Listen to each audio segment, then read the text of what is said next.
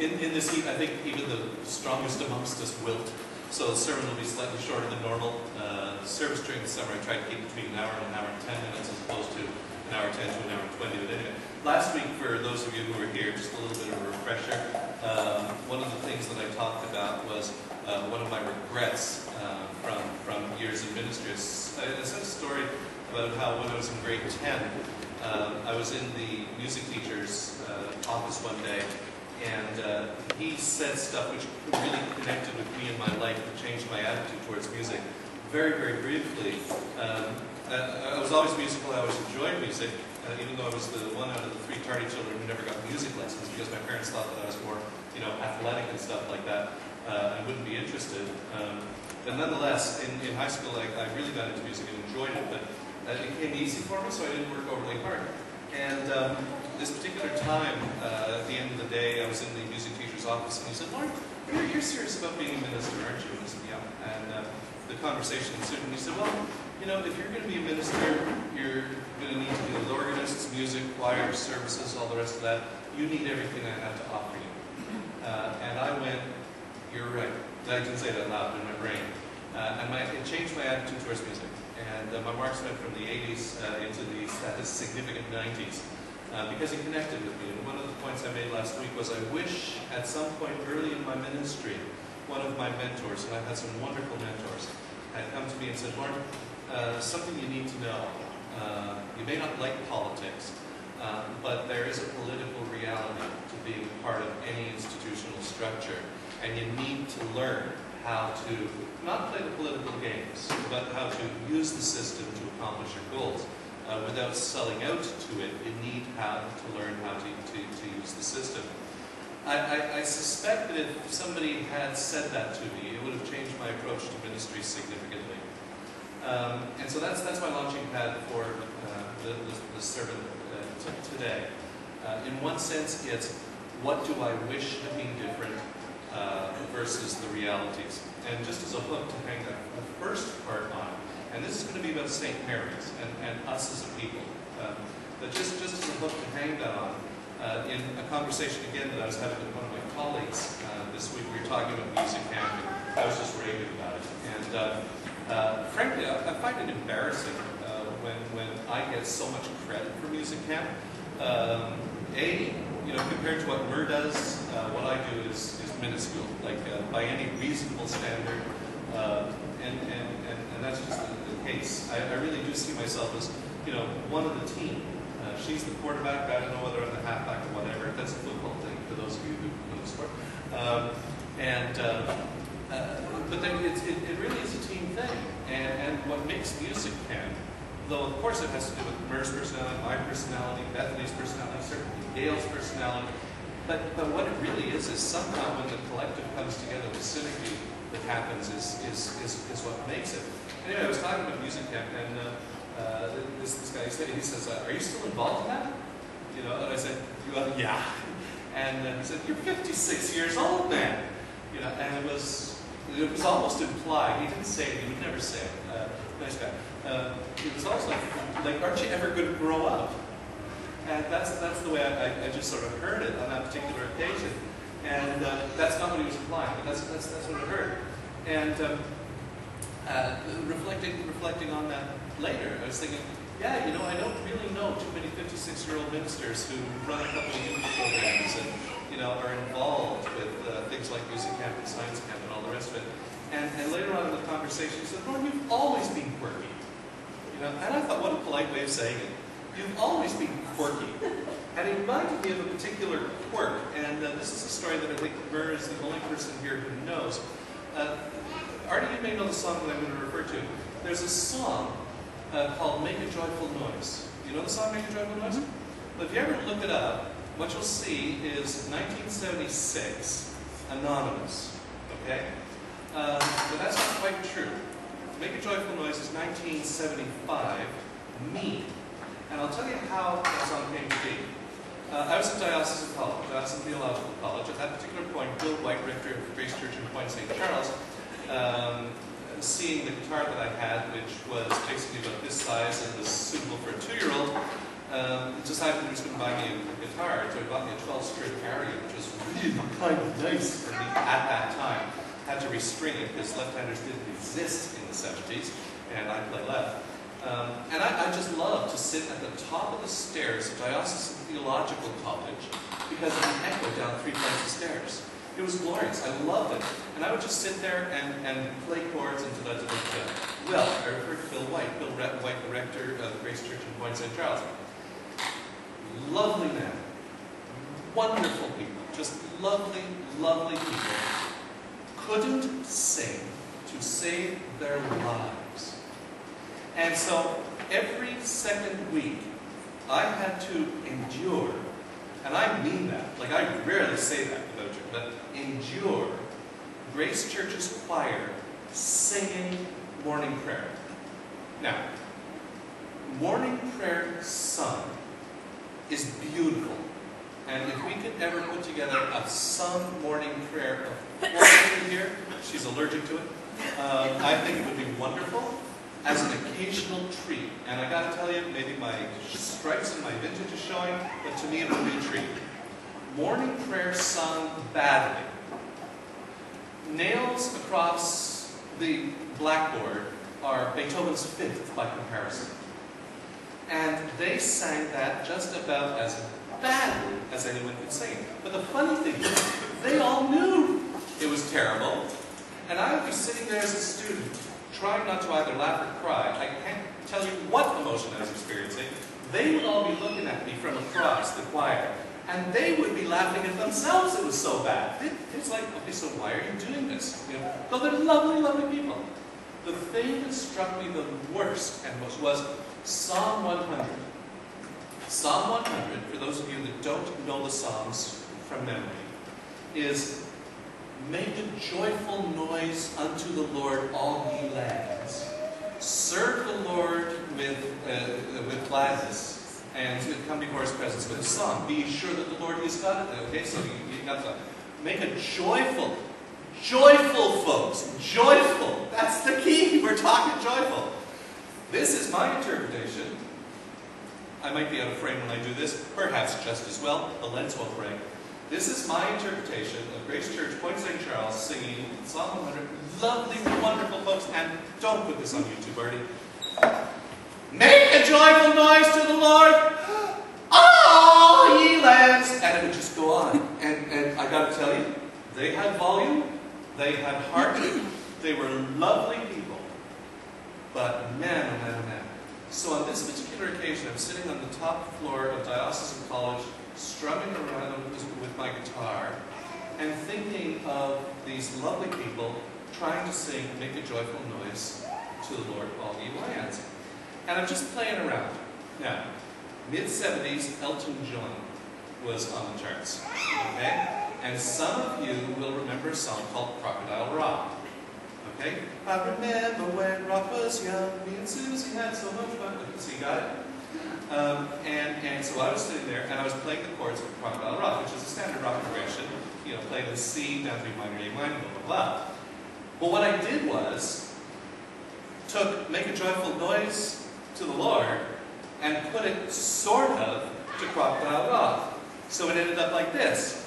Make a joyful noise unto the Lord, all ye lands. Do you hear Crocodile Rock there? Serve the Lord with gladness, come before His presence singing. You hear?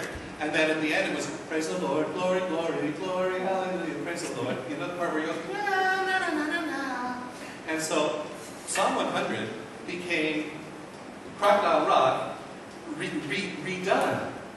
I never in my wildest dreams knew that I would hear that at a summer camp a while later, and that it would catch on, you know, and I don't get any royalties for it. That's not fair. But it's probably, it's terrible. And what they don't know is when I did this part, praise the Lord, glory, glory, glory, hallelujah, which is an echo, I was really doing it with a sense of mockery. And so I'm talking to this guy who was part of this environment, and he says, Lord, you've always been quirky. And that's what he was referring to. And I thought about quirkiness through the years. And I've thought about things that have been said about me. But you know what? What does it say about you? Because if I'm I'm quirky in a context.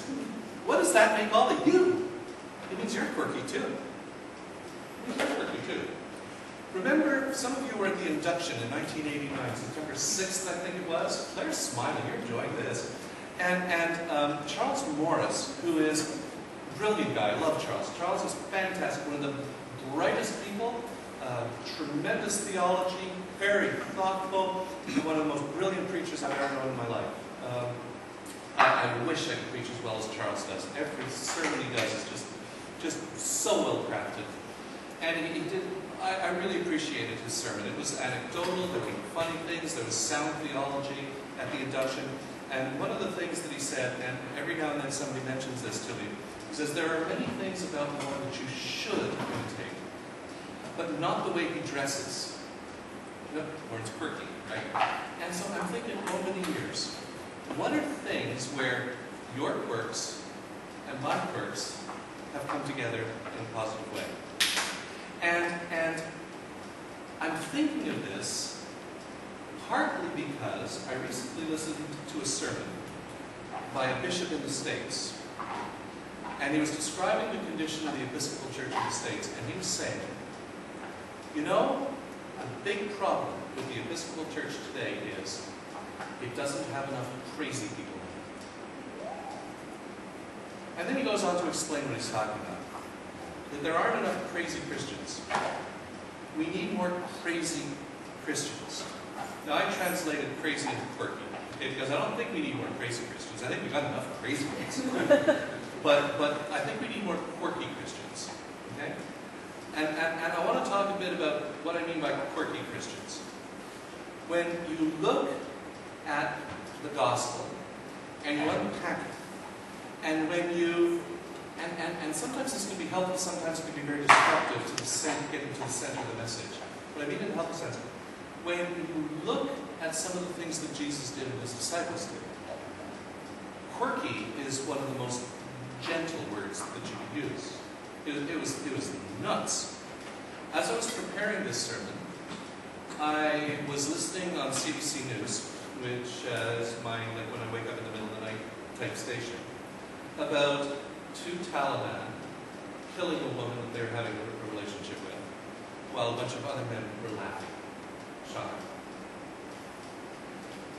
And I hope you don't think I'm just being dramatic here, because I'm not.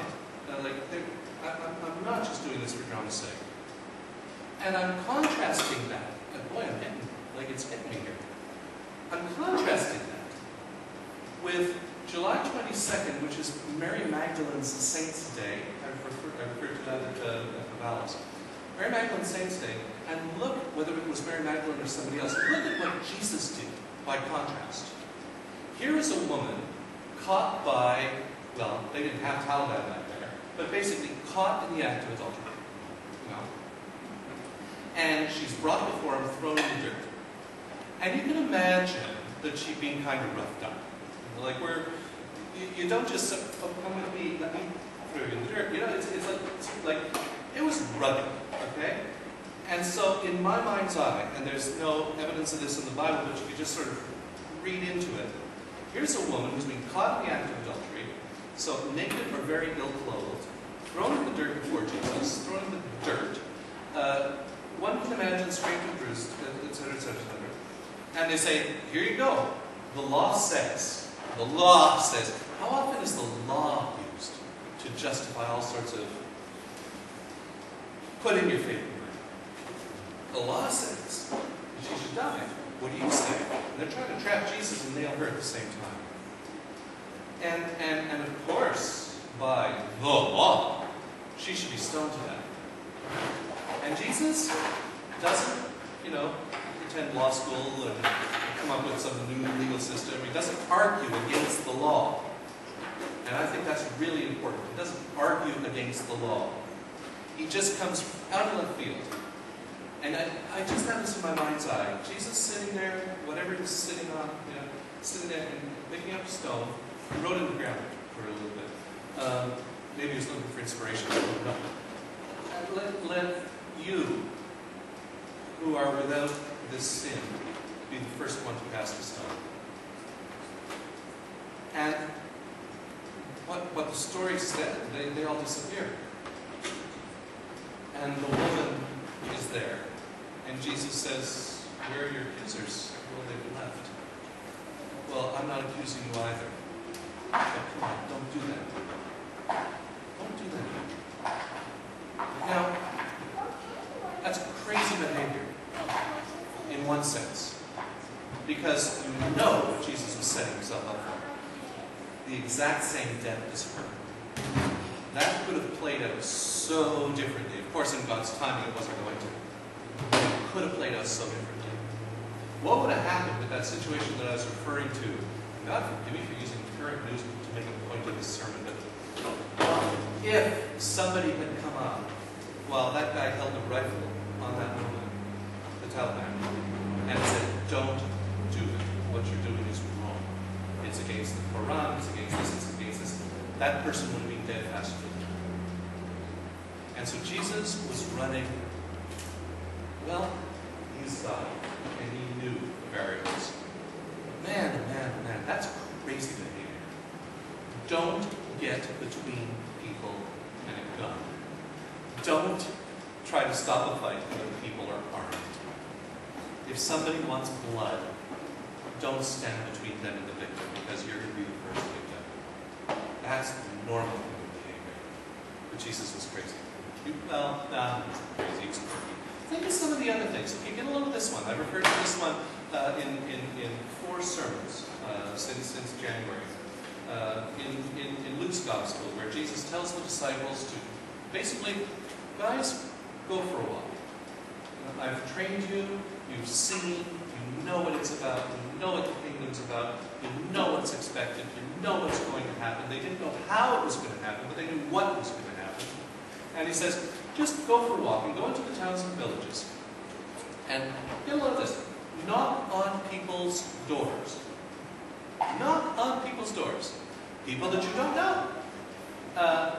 And there's no little addresses, and you're looking on the electoral list just to make sure you got the right person.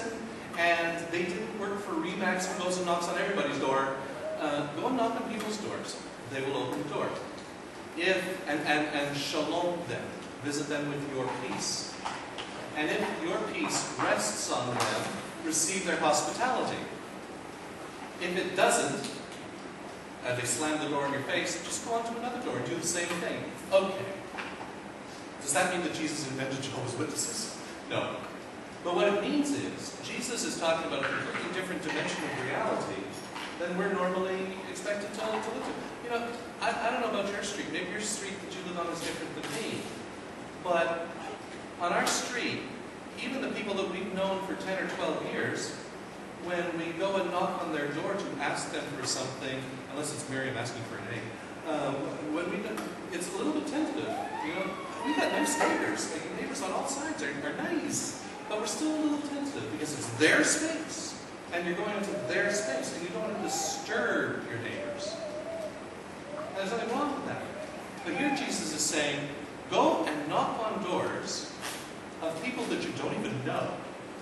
And if God's peace is there, it will enter the relationship. You will know it and receive their hospitality. Go in, eat what they give you, stay there as long as it is reasonable, eat what they stay, and all this, just receive their hospitality. That's crazy behavior. It's crazy behavior. Think of some of the other things that Jesus does. Think of his attitude towards children. His attitude towards children. In his day and age, for a rabbi to say, while his bodyguards, his posse, is trying to keep the children away, no, let them come. Because if you, grown-ups, sophisticated grown-ups, who've been educated in the best schools, and you know the law inside and out because you've been taught it, if you grown-ups want to enter the kingdom of heaven, that's what you got to be like. That's what you got to be like. And that's what Jesus is saying. He's reversing it. It's a great reversal we hear about all the time. He's turning the pyramid over and standing on its point. It's crazy behavior. It's also behavior destined not to win you many friends. So now let me go into part 2 of this. I could go on like a long time with lots of these stories, but you know the Bible stories as well or better than I do. So what is it about St. Mary's and the people of St. Mary's?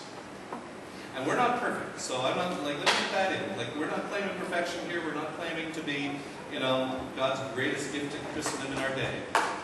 What is it about St. Mary's that would cause a person like Mark Dunwoody, the new youth coordinator of the diocese, when he comes, sitting back just to the right of where Walter's sitting this morning, and he's just sitting back, brings in a cup of coffee, goes and gets a refill, afterwards to say, I can really understand why people are drawn to St. Mary's.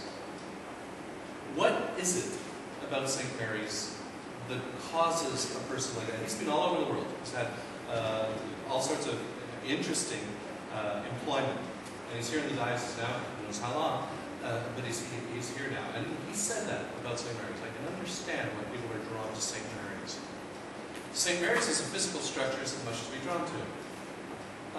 Again, as I was wandering around this, you know, convection of a sanctuary, I was thinking, who in their right mind would build a building such as this with single pane glass in our winters? Note, this is before global warming and climate change were buzzwords. We are responsible for it, by the way, with all the heat that escapes in winter. And in the summer, as I sweat, there's no ventilation in here. There isn't one window in the sanctuary that opens. Like, huh? We will never be known for the glory of our architecture. So it's not that that's drawing people here.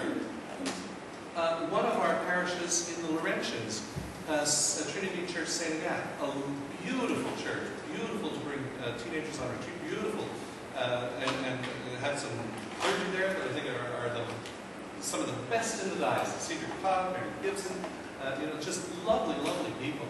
Wonderful place. They were it was donated to them $100,000 plus. I believe it's Cassavant or pipe organ. $4,000 at our shop. It don't rain. Go down to the cathedral, and I've got to tell you, we could have a discussion on whether it's appropriate to spend $250,000, $500,000, $1 million on an organ and rebuilding organs and all the rest of that. That's a discussion.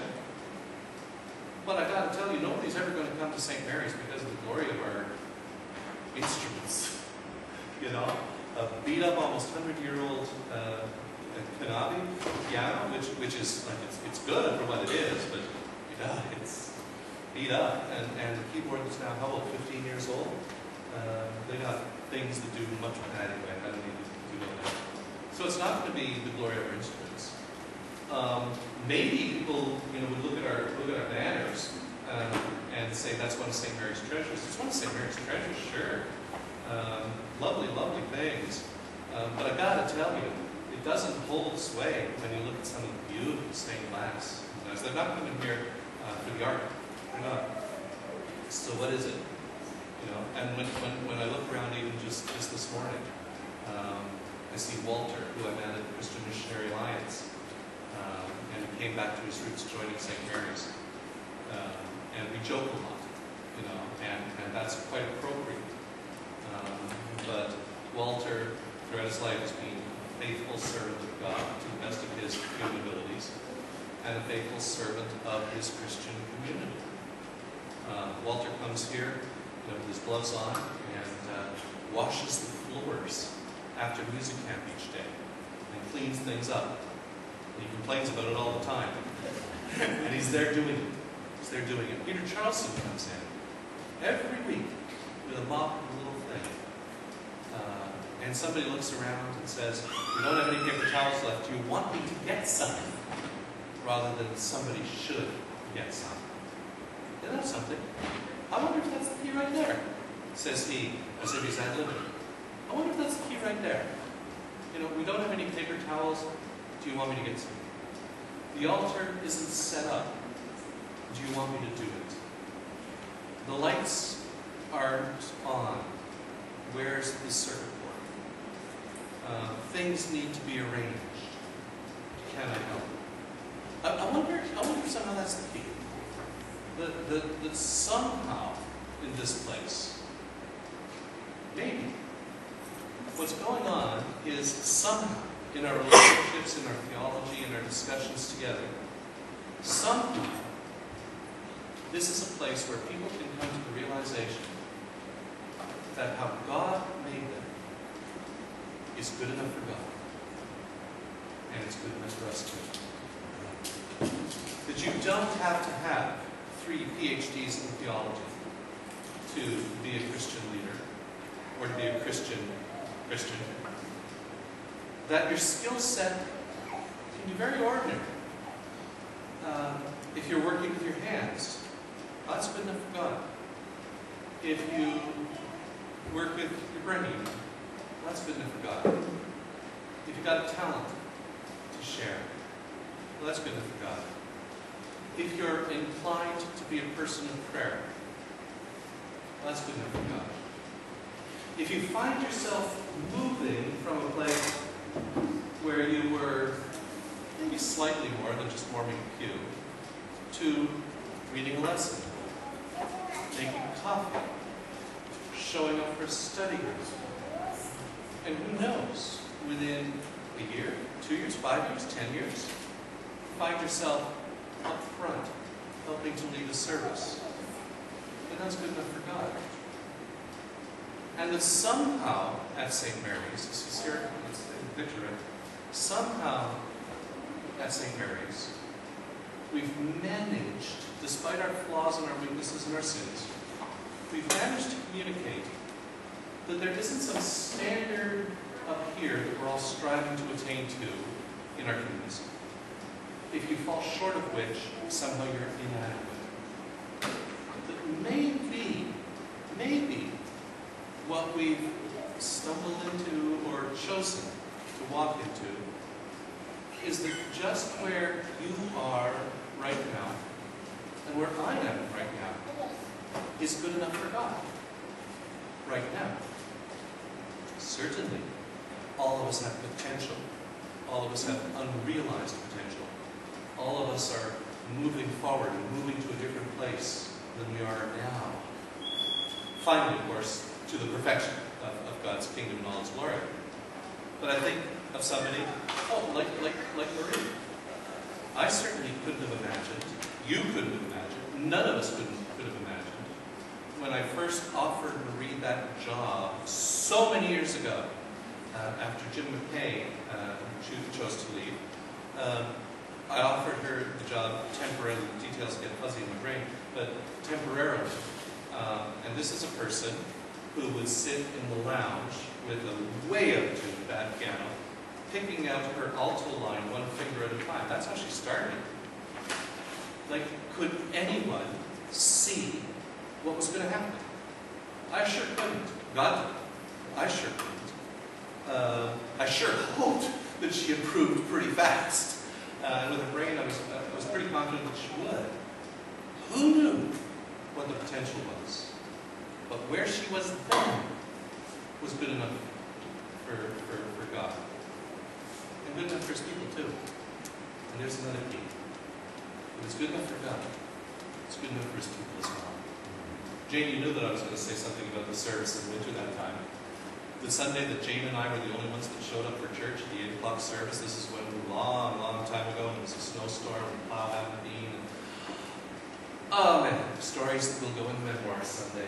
And I show up, and Jane shows up, and nobody else, and we have a lovely little service. I had no idea then that someday Jane would be coming to the Vallis every week, faithfully, and even taking the service when I'm not able to do it. I couldn't have imagined that, and I'm sure you couldn't have imagined that. I've always had one thing, though, and I just want to throw this in because it's important. If you want to be a leader in God's community, first be a servant. And the jargon that I use to describe that is, if you want to get up and preach, first learn how to change the toilet paper in the bathrooms. You know? Learn how to serve. Because somehow, in Christ's crazy quirkiness, somehow learning how to serve is criteria for learning how to lead. And so what is it that makes St. Mary's an appealing, drawing place? I really don't think it's the way I dress. And maybe, to some degree it's my quirkiness, as I have been accused of recently. Maybe it's your quirkiness. Maybe this is a place that's quirky enough to say that just where you are right now is good enough for God to get you from here to where He wants you to be. And isn't it great that we're all on for the ride? Let's pray. God, we thank you for opportunities of service as they are presented to us. Can't help thinking, Lord, that you're there just looking for people willing to offer themselves in service to others. Whether it's as advocates for the poor, the needy, the marginalized of our community, the people who are victims of the aggression and arrogance of others, whether it's in leadership in your church or whatever, that you are there, waiting to receive and to bless. Thank you as well for the pleasant surprises. The sermon this morning could have gone in a different direction. The other thing would have been Moses not knowing how he was going to get where he was going, but the Spirit already being ahead of him. Thank you that wherever we find ourselves, your Spirit is there before us. Whatever the circumstances of our life, in the glorious and the tragic, that you are there guiding and leading. Thank you for people who have been our mentors, our examples, our guides,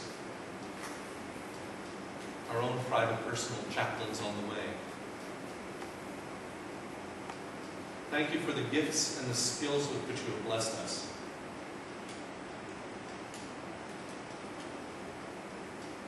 When we pray for our church, that it truly will be a drawing community. The people who might be considering us because of music camps or whatever will at some point in your good timing make a connection between the feeling of the camps and that being what St. Mary's is all about. We pray for the searching, pray for the lost, pray for the hopeful and those who have lost their hope.